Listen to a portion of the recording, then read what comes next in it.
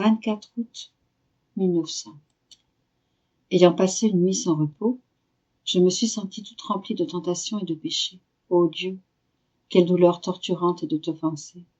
Je faisais tout ce que je pouvais pour être en Dieu, pour me résigner à sa sainte volonté, pour lui offrir cet état pénible, par amour pour lui.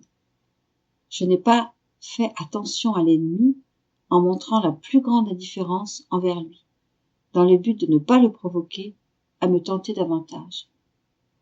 Mais sans grand succès. Je n'ai même pas osé désirer mon Jésus bien-aimé. Je me voyais trop laide et misérable. Mais lui, toujours bon pour la pécheresse que je suis, et sans que je l'aie demandé, il vint comme s'il avait pitié de moi. Il me dit, « Ma fille, courage, n'aie pas peur.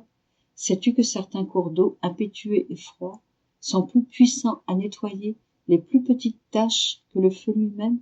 Tout va bien pour qui m'aime vraiment. » Ayant dit cela, il disparut, me laissant encouragée, mais faible, comme si j'avais souffert de la fièvre. «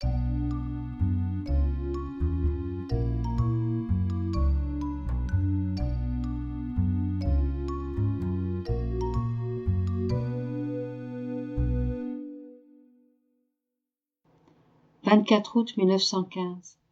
Seulement des créatures qui vivent dans la divine volonté, on peut dire qu'elles sont à l'image et à la ressemblance de Dieu. J'étais dans mon état habituel, et mon adorable Jésus se montra brièvement.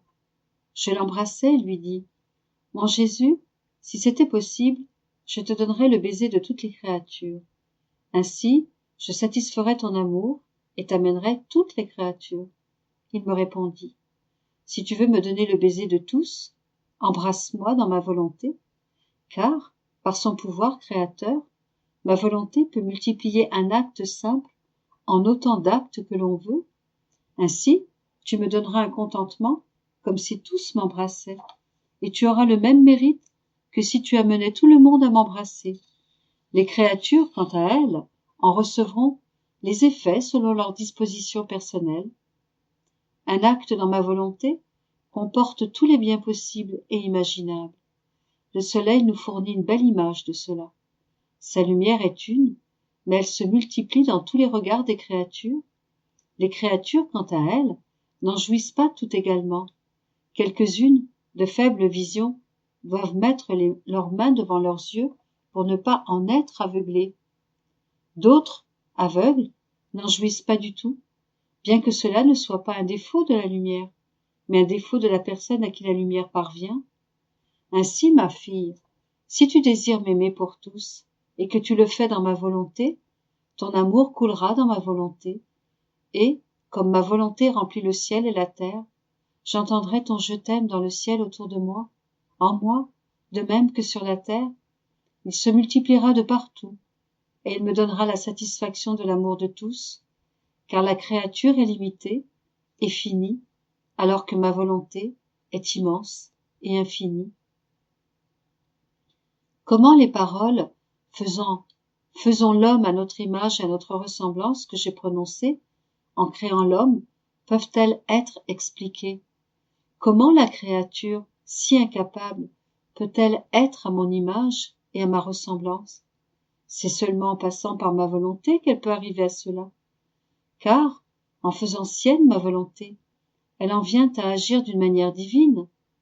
Par la répétition d'actes divins, elle en vient à me ressembler, à être une image parfaite de moi. C'est comme pour un enfant qui, en répétant les actes qu'il observe chez son professeur, devient comme lui.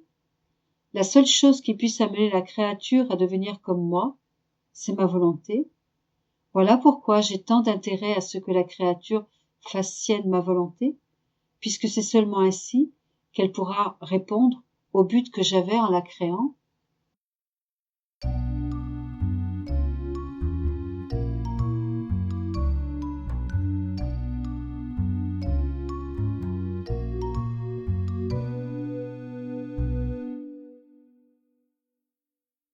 « 24 août 1930.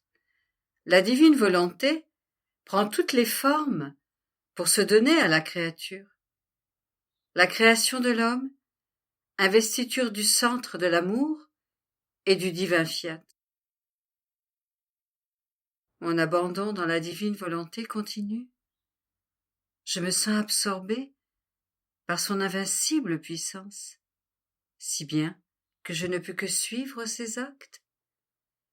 Je suivais ces actes accomplis dans la création, lorsque mon aimable Jésus me dit « Ma fille, l'amour de mon divin fiat pour les créatures est si grand qu'il prend toutes les formes afin de pouvoir se donner à la créature.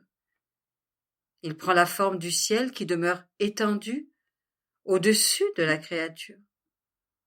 Et en demeurant perpétuellement étendu, mon divin fiat embrasse la créature de tous côtés, la guide, la protège et la défend, sans jamais se retirer, et demeure toujours un ciel pour son ciel dans le cœur de la créature.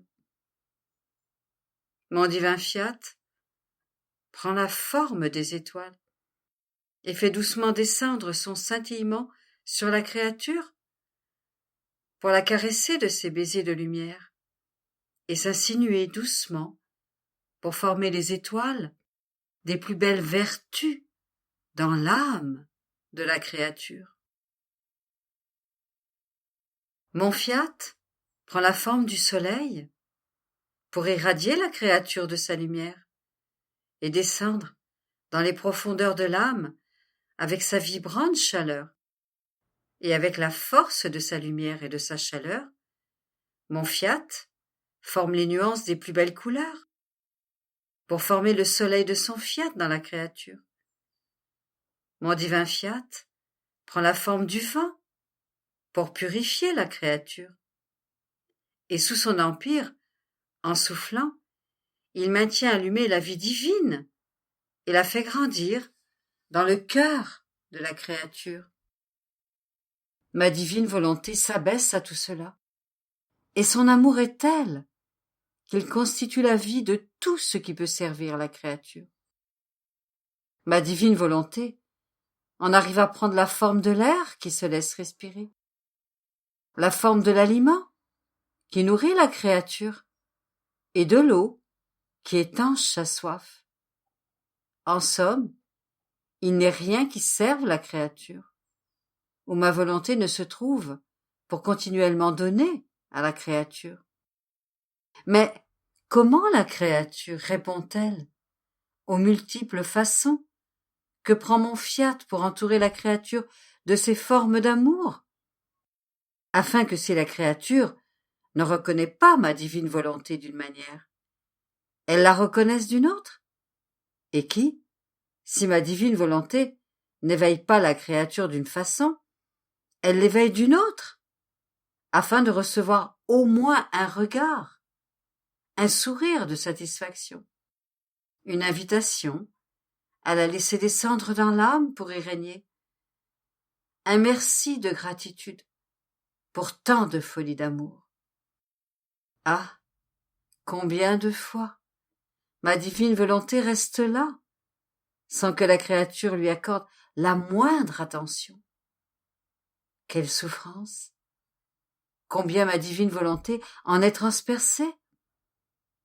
Mais malgré tout, ma divine volonté ne s'arrête pas. Elle continue, toujours, et elle ne cesse pas, avec sa fermeté toute divine, de laisser courir sa vie divine dans toutes les choses créées, attendant, avec une invincible patience, celle qui doit la reconnaître et la recevoir, afin de former sa vie dans les apparences de la forme humaine de la créature, et compléter ainsi le règne de tout ce que nous avons créé.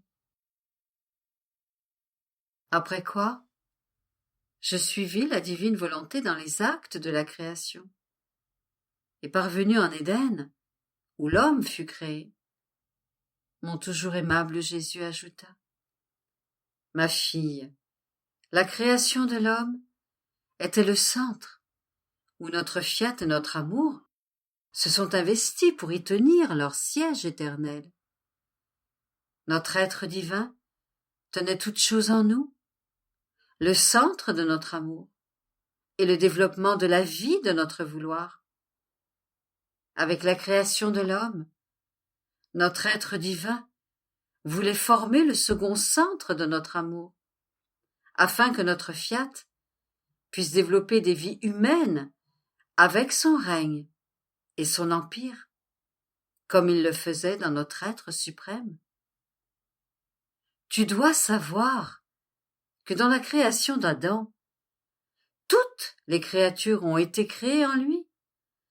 Toutes étaient présentes. Aucune ne nous échappait.